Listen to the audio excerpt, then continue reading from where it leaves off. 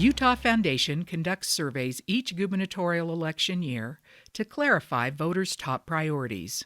The COVID-19 pandemic and the associated public health challenge was the single most common top priority, with 25% of Utah voters putting it as their number one priority. However, the remaining 75% of voters were equally split, which left the topic in fifth place.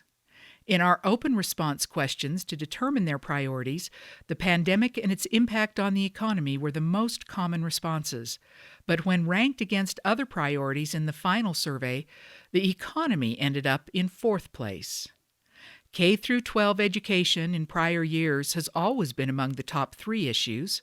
This year was no different, with K-12 education coming in third place.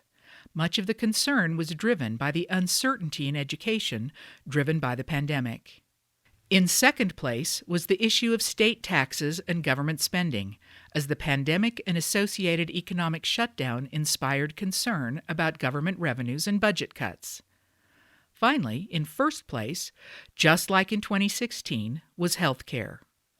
Always among the top 5 issues, this time voters cited the impact of the pandemic on the health systems, as well as the health impacts of delayed procedures and canceled preventive health visits. While Utah Foundation ranked these issues based on the best methodology, the differences are not large, and it could be considered a 5-way tie. And the importance of each of the top 5 issues is intertwined with the pandemic. Politicians listening to voters was sixth place, though our survey just before the pandemic had put it at the top of voters' minds.